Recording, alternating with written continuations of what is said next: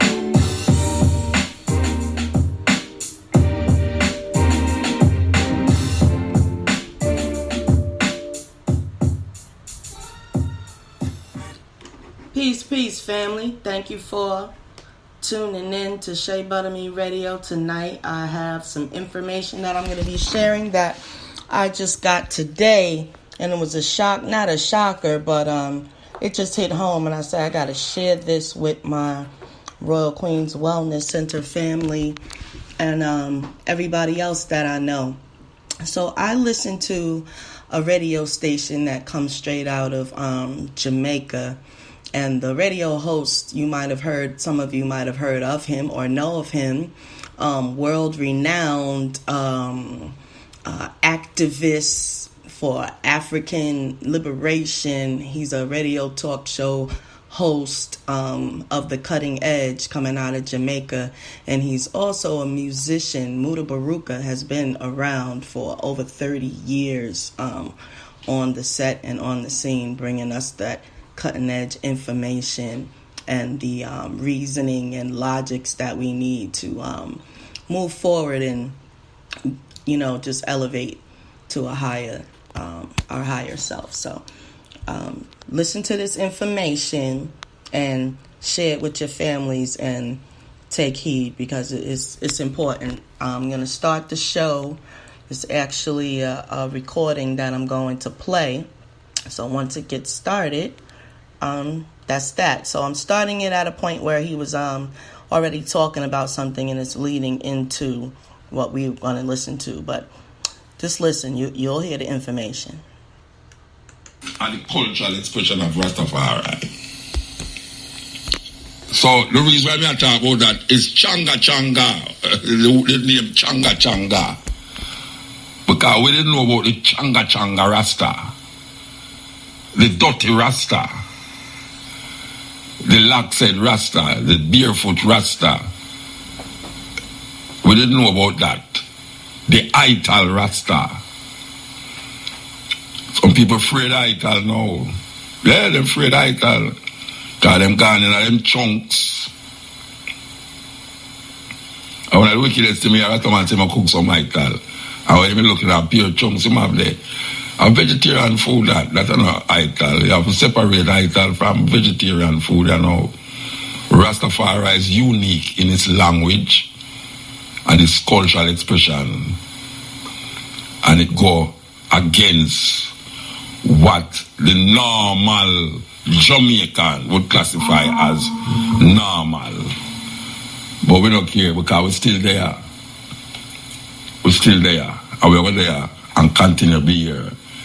In the yard, upon a revival, we see China come out with a different vibes.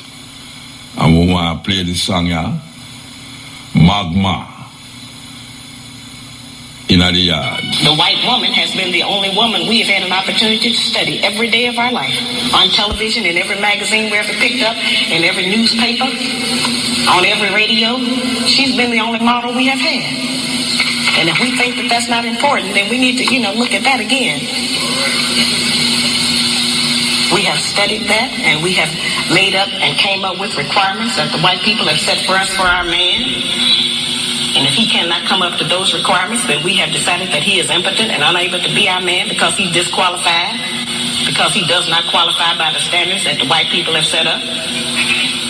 We think a good, successful relationship is one where everything goes our way. The first time it stops going our way, then we got a serious problem. We want our man to do everything we tell him to do, but we don't want to do anything he tells us to do. They have told us that the only provision that the black man is qualified to give us is one of money. And we have made finance the major focus of our relationships with them. We have made the one thing that most of them don't even have be the criteria. We have been taught that if they do not give us money, that we are not to even allow them to be a father to their child.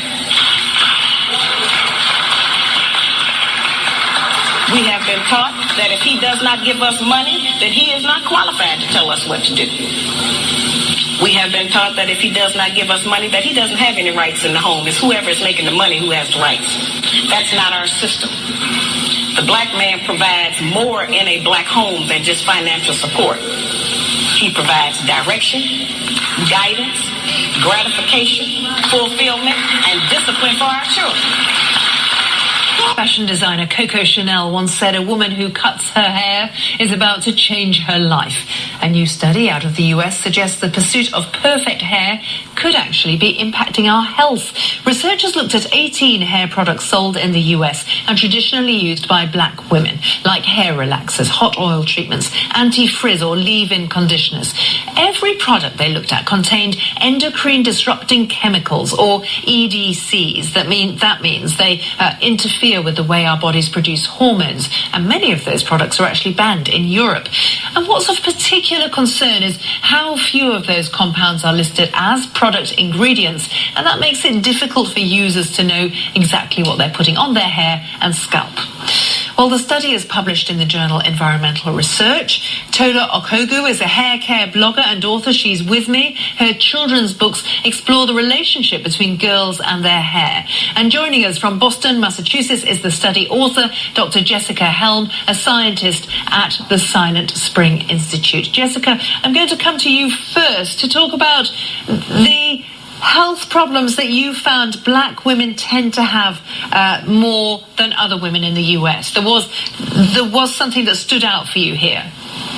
Yeah, thanks for having me. So we know from previously published research that black women have higher rates of uterine fibroids, of infertility, earlier onset of puberty, as well as rising rates of endometrial and breast cancers.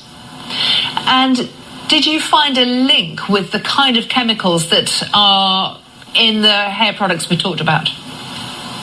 So what we found was that endocrine disrupting chemicals were frequently present in these products. We know that endocrine disrupting chemicals are present in people's bodies, that some of the same chemicals that are in these products are in women's bodies frequently. And we know that they have effects at high doses. Our study wasn't set up to specifically answer the question of whether or not these chemicals were directly influencing health, but the fact that these chemicals are frequently found in these products was of concern to us.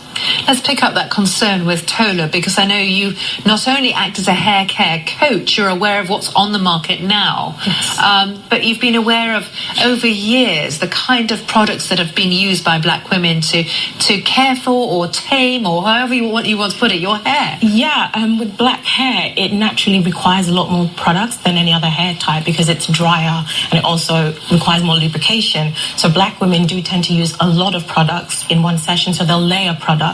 And historically, the products that we buy, I've been aware for a while that the ingredients are on the cheaper end, and the brands, it does appear to be quite low quality products, and most of the products are bought in hair shops in areas where the demographic is majoritively black.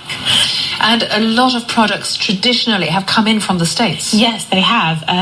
Historically, I've been using hair products obviously for a long time, and when I was young, my mother used to relax my hair with little relaxer box kits that were directly imported from the US. So historically, most of our products do come from the US. And Jessica, there is another concern, which is not often the ingredients aren't fully listed, so it's hard to know what you're dealing with when you buy these products. That's right. Yeah, we actually found that the majority of the chemicals that we detected weren't listed on the ingredient label. We did find that parabens tended to be better labeled, but they were by no means always labeled. Fragrance chemicals tended to be labeled with the word fragrance, but the actual ingredients within those fragrances were not listed on the label. Do you think, Jessica, that black women who use these products that are directed at them as a market should be worried about their health because of this? Yeah, that's a good question. From a precautionary approach, I think it makes sense to reduce exposures to products that have chemicals that may cause harm, and where there are opportunities to reduce that exposure, I think it makes sense to do that. Tola, what do you think about that? I agree completely. A few years ago, when I became more ingredient conscious in terms of the products that I use, and I kind of picked my products looking at the ingredients list, and I've become more familiar with some of the chemical names, I have moved to more organic products, and there are more products in the marketplace, a lot more UK manufacturers. And as the trend has moved towards more natural hair, so have the products. So women are being more conscious about what is in the products they're using on their hair and skin, and they're being more careful and picking products that are either more organic or have less cosmeceuticals and more natural oils, etc. And Tola, I'm interested in the fact that you speak to a younger audience as well. Partly because of your coaching, but also the children's books. I think we can show some of the front covers of the books that you've published and are about to publish. Yeah. And hair care is a massive issue. It is. It's something that speaks to the heart of identity for a lot of black women and black girls. Hair isn't just hair for us. It's the number one signifier of our race, and it is very much tied into our race and how we view ourselves. And historically, our hair has been something we've kind of felt ashamed of and felt was inferior. So my books kind of are about celebrating black hair, black skin, black beauty, and hopefully helping a new and younger generation that's coming up develop a love for their hair and what is naturally coming out of their heads. And Jessica, just a final thought from you. I mean, the Silent Spring Institute, that makes me think about environmental awareness from the 60s on. And do you perceive that people now are much more concerned about ingredients and environment, especially when it comes to something so intimate as hair? Yeah, I think that there is, within some areas of society, there's some awareness, but I think by and large, people are generally unaware of the chemicals that are in their products and the potential that those chemicals might have to cause harm. Well, Jessica, I think that's an important warning, and Turner, I suppose that's part of the education that needs to be done. Yeah, but my advice about maybe educate yourself, get to know some of the more common dangerous ingredients like parabens and even silicone oils, and some of the products you listed are commonly used. So if you educate yourself, you can avoid it. And as I said, there are more products in the marketplace, so there is more choice and more variety. Well, Tola and Jessica, thank you both for joining us here on PMC. Thank you. Thought-provoking, always smoking, lyrics like a bazooka. You are listening to Muta Baruka. You're tuned in to Shea Butter Me Radio, where we keep it all natural. Well, family, did y'all hear that? Did y'all hear that? Okay. It's not just, like I said earlier, it's not because I'm Shea Butter Me. It is because I love my people, and this is a choice that I have made for myself. I was looking at the ingredients. I had been studying the ingredients for quite a while before Shea Butter Me got started. And it took one day, boom, that was it. One day I said, I'm not doing this no more. I haven't bought a skin product, a hair product, a lotion product, any kind of product. We have not bought that in my house. Absolutely. So I'm glad I was able to share that information. All the credits goes to the Muta Baruka show, Cutting Edge. He shared that information that he had from an interview, and I shared his information. So that's how we do. And that information was just released today. And if you notice, the young lady said, or the woman said, most of these chemicals are banned in the UK. So they are banning import from the US. These products are being manufactured right here, so we're getting it firsthand, fresh off the press, so to speak.